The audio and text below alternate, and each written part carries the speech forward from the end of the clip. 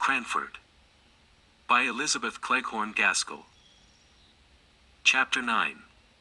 Signor Brunoni.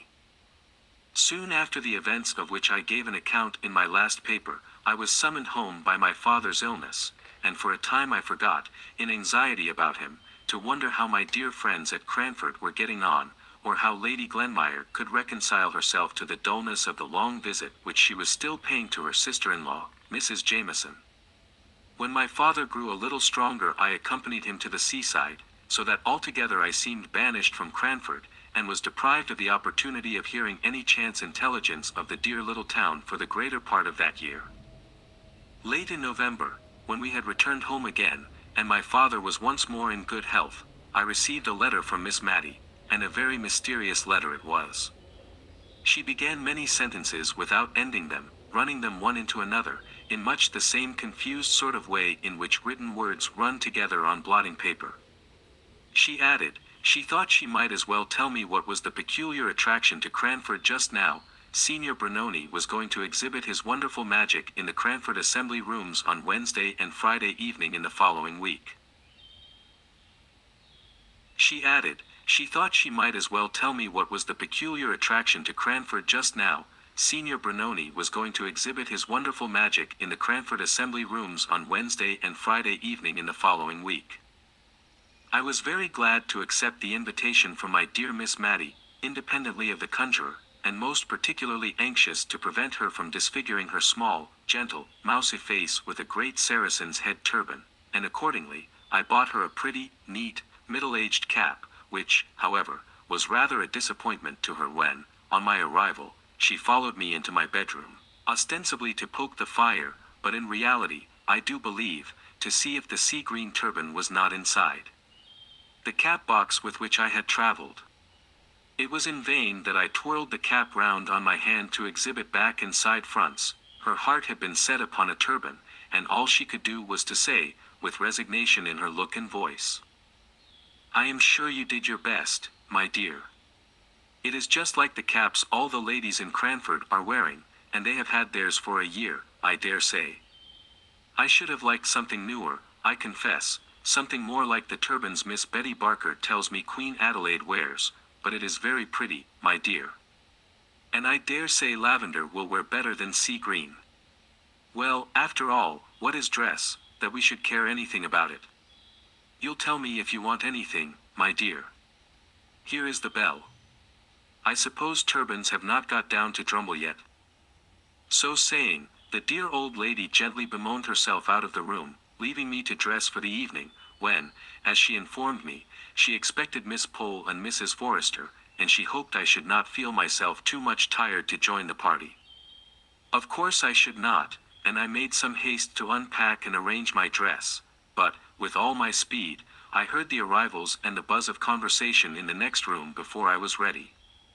Just as I opened the door, I caught the words, "I was foolish to expect anything very genteel out of the Drumble shops, poor girl. She did her best, I've no doubt. But, for all that, I had rather that she blamed Drumble and me than disfigured herself with a turban." Miss Pole was always the person, in the trio of Cranford ladies now assembled, to have had adventures. She was in the habit of spending the morning in rambling from shop to shop, not to purchase anything, except an occasional reel of cotton or a piece of tape, but to see the new articles and report upon them, and to collect all the stray pieces of intelligence in the town. She had a way, too, of demurely popping hither and thither into all sorts of places to gratify her curiosity on any point, a way which, if she had not looked so very genteel and prim, might have been considered impertinent. And now, by the expressive way in which she cleared her throat, and waited for all minor subjects, such as caps and turbans, to be cleared off the course, we knew she had something very particular to relate, when the due pause came, and I defy any people possessed of common modesty to keep up a conversation long, where one among them sits up aloft in silence, looking down upon all the things they chance to say as trivial and contemptible compared to what they could disclose, if properly entreated. Miss Pole began.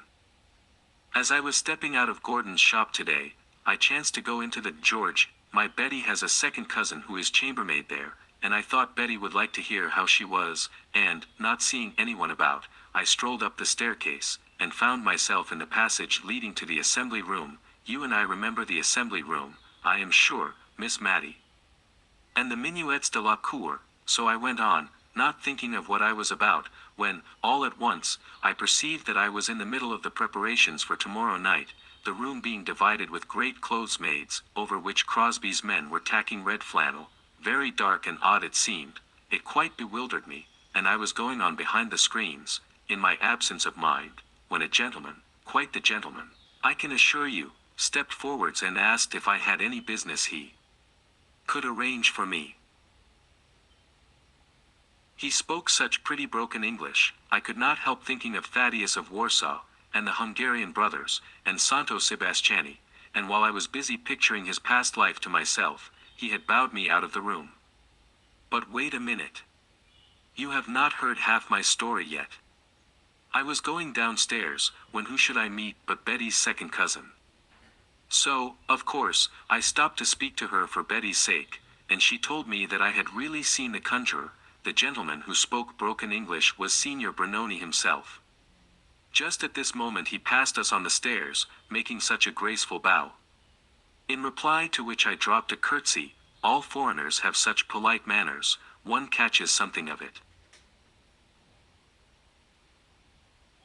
But when he had gone downstairs, I bethought me that I had dropped my glove in the assembly room. It was safe in my muff all the time, but I never found it till afterwards, so I went back, and, just as I was creeping up the passage left on one side of the great screen that goes nearly across the room, who should I see but the very same gentleman that had met me before, and passed me on the stairs, coming now forwards from the inner part of the room, to which there is no entrance, you remember, Miss Mattie, and just repeating, in his pretty broken English, the inquiry if I had any business there. I don't mean that he put it quite so bluntly, but he seemed very determined that I should not pass the screen, so, of course, I explained about my glove, which, curiously enough, I found at that very moment. Miss Pole, then, had seen the conjurer, the real, live conjurer. And numerous were the questions we all asked her. Had he a beard? Was he young, or old? Fair, or dark? Did he look? Unable to shape my question prudently, I put it in another form. How did he look? In short, Miss Pole was the heroine of the evening, owing to her morning's encounter. If she was not the rose, that is to say the conjurer, she had been near it. Conjuration, sleight of hand, magic, witchcraft, were the subjects of the evening. Miss Pole was slightly skeptical, and inclined to think there might be a scientific solution found for even the proceedings of the Witch of Endor. Mrs. Forrester believed everything, from ghosts to death watches. Miss Mattie ranged between the two, always convinced by the last speaker. I think she was naturally more inclined to Mrs. Forrester's side, but a desire of proving herself a worthy sister to Miss Jenkins kept her equally balanced. Miss Jenkins, who would never allow a servant to call the little rolls of tallow that formed themselves round candles, winding sheets, but insisted on their being spoken of as roly-polies. A sister of hers to be superstitious. It would never do. After tea, I was dispatched downstairs into the dining parlor for that volume of the old encyclopedia which contained the nouns beginning with C, in order that Miss Pole might prime herself with scientific explanations for the tricks of the following evening. It spoilt the pool at preference which Miss Mattie and Mrs. Forrester had been looking forward to, for Miss Pole became so much absorbed in her subject, and the plates by which it was illustrated, that we felt it would be cruel to disturb her otherwise than by one or two well-timed yawns, which I threw in now and then, for I was really touched by the meek way in which the two ladies were bearing their disappointment. But Miss Pole only read the more zealously, imparting to us no more information than this. Ah! I see, I comprehend perfectly. A represents the ball. Put a between B and D, no. Between C and F, and turn the second joint of the third finger of your left hand over the wrist of your right H, very clear indeed. My dear Mrs. Forrester, conjuring and witchcraft is a mere affair of the alphabet. Do let me read you this one passage. Mrs. Forrester implored Miss Pole to spare her, saying, from a child upwards, she never could understand being read aloud to, and I dropped the pack of cards, which I had been shuffling very audibly, and by this discreet movement I obliged Miss Pole to perceive that preference was to have been the order of the evening, and to propose, rather unwillingly, that the pool should commence. The pleasant brightness that stole over the other two ladies' faces on this. Miss Matty had one or two twinges of self-reproach for having interrupted Miss Pole in her studies, and did not remember her cards well, or give her full attention to the game, until she had soothed her conscience by offering to lend the volume of the encyclopedia to Miss Pole, who accepted it thankfully, and said Betty should take it home when she came with the lantern. The next evening we were all in a little gentle flutter at the idea of the gaiety before us. Miss Matty went up to dress betimes, and hurried me until I was ready, when we found we had an hour and a half to wait before the doors opened at 7 precisely. And we had only 20 yards to go. However, as Miss Matty said, it would not do to get too much absorbed in anything, and forget the time, so she thought we had better sit quietly, without lighting the candles, till 5 minutes to 7. So Miss Matty dozed, and I knitted. At length we set off, and at the door under the carriageway at the George, we met Mrs. Forrester and Miss Pole. The latter was discussing the subject of the evening with more vehemence than ever, and throwing X's and B's at our heads like hailstones. She had even copied one or two of the receipts, as she called them, for the different tricks, on backs of letters, ready to explain and to detect Signor Brunoni's arts. We went into the cloakroom adjoining the assembly room. Miss Matty gave a sigh or two to her departed youth, and the remembrance of the last time she had been there, as she adjusted her pretty new cap before the strange, quaint old mirror in the cloakroom. The assembly room had been added to the inn, about 100 years before, by the different county families, who met together there once a month during the winter to dance and play at cards. Many a county beauty had first swung through the minuet that she afterwards danced before Queen Charlotte in this very room. It was said that one of the Gunnings had graced the apartment with her beauty. It was certain that a rich and beautiful widow, Lady Williams, had here been smitten with the noble figure of a young artist, who was staying with some family in the neighborhood for professional purposes, and accompanied his patrons to the Cranford assembly. And a pretty bargain poor Lady Williams had of her handsome husband, if all tales were true. Now, no beauty blushed and dimpled along the sides of the Cranford assembly room, no handsome artist won hearts by his bow.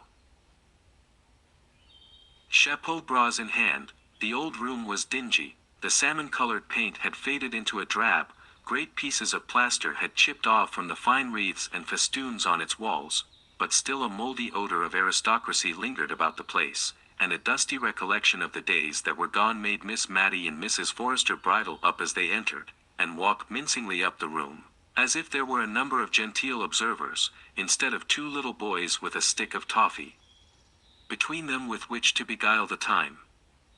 We stopped short at the second front row. I could hardly understand why, until I heard Miss Pole ask a stray waiter if any of the county families were expected, and when he shook his head, and believed not, Mrs. Forrester and Miss Matty moved forwards, and our party represented a conversational square. The front row was soon augmented and enriched by Lady Glenmire and Mrs. Jameson. We 6 occupied the 2 front rows, and our aristocratic seclusion was respected by the groups of shopkeepers who strayed in from time to time and huddled together on the back benches.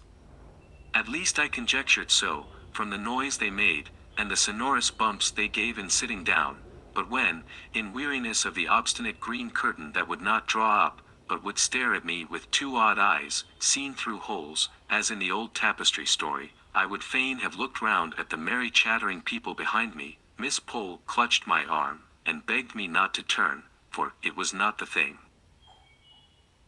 What the thing was, I never could find out, but it must have been something eminently dull and tiresome.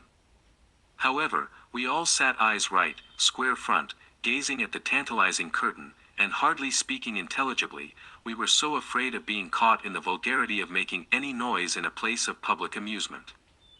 Mrs. Jameson was the most fortunate, for she fell asleep. At length the eyes disappeared, the curtain quivered, one side went up before the other, which stuck fast. it was dropped again, and, with a fresh effort, and a vigorous pull from some unseen hand, it flew up, revealing to our sight a magnificent gentleman in the Turkish costume, seated before a little table, gazing at us, I should have said with the same eyes that I had last seen through the hole in the curtain, with calm and condescending dignity, like a being of another sphere, as I heard a sentimental voice ejaculate behind me. "That's not Signor Brunoni," said Miss Pole decidedly, and so audibly that I am sure he heard, for he glanced down over his flowing beard at our party with an air of mute reproach.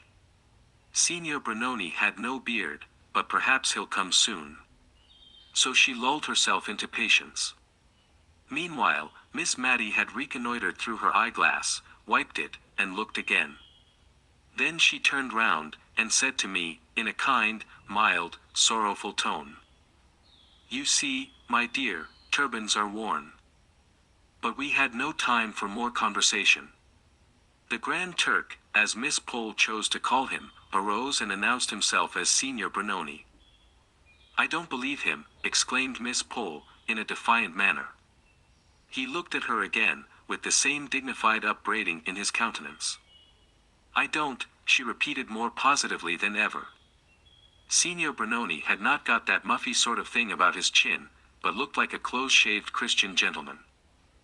Miss Pole's energetic speeches had the good effect of wakening up Mrs. Jameson, who opened her eyes wide, in sign of the deepest attention, a proceeding which silenced Miss Pole and encouraged the Grand Turk to proceed, which he did in very broken English, so broken that there was no cohesion between the parts of his sentences, a fact which he himself perceived at last, and so left off speaking and proceeded to action.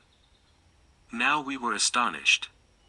How he did his tricks I could not imagine, no, not even when Miss Pole pulled out her pieces of paper and began reading aloud, or at least in a very audible whisper, the separate receipts for the most common of his tricks. If ever I saw a man frown and look enraged, I saw the Grand Turk frown at Miss Pole, but, as she said, what could be expected but unchristian looks from a Mussulman?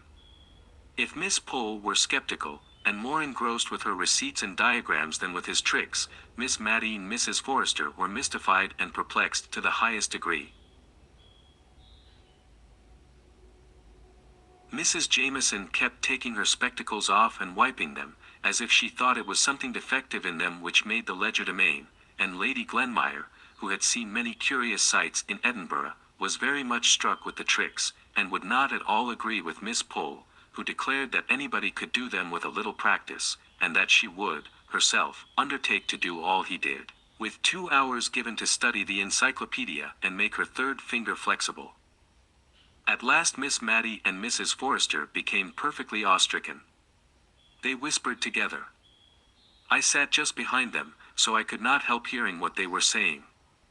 Miss Matty asked Mrs. Forrester if she thought it was quite right to have come to see such things. She could not help fearing they were lending encouragement to something that was not quite. A little shake of the head filled up the blank. Mrs. Forrester replied that the same thought had crossed her mind. She too was feeling very uncomfortable, it was so very strange. She was quite certain that it was her pocket handkerchief which was in that loaf just now, and it had been in her own hand not 5 minutes before. She wondered who had furnished the bread. She was sure it could not be Dakin, because he was the churchwarden. Suddenly Miss Matty half turned towards me. "Will you look, my dear, you are a stranger in the town, and it won't give rise to unpleasant reports. Will you just look round and see if the rector is here? If he is, I think we may conclude that this wonderful man is sanctioned by the church, and that will be a great relief to my mind." I looked, and I saw the tall, thin, dry, dusty rector, sitting surrounded by national school boys, guarded by troops of his own sex from any approach of the many Cranford spinsters. His kind face was all agape with broad smiles, and the boys around him were in chinks of laughing. I told Miss Matty that the church was smiling approval, which set her mind at ease. I have never named Mr. Hayter, the rector, because I, as a well-to-do and happy young woman, never came in contact with him. He was an old bachelor, but as afraid of matrimonial reports getting abroad about him as any girl of 18, and he would rush into a shop or dive down an entry, sooner than encounter any of the Cranford ladies in the street, and, as for the preference parties, I did not wonder at his not accepting invitations to them.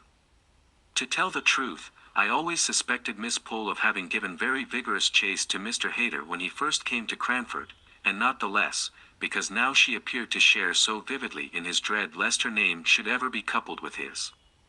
He found all his interests among the poor and helpless. He had treated the national school boys this very night to the performance, and virtue was for once its own reward, for they guarded him right and left, and clung round him as if he had been the queen bee and they the swarm. He felt so safe in their environment that he could even afford to give our party a bow as we filed out. Miss Pole ignored his presence, and pretended to be absorbed in convincing us that we had been cheated, and had not seen Signor Brunoni after all.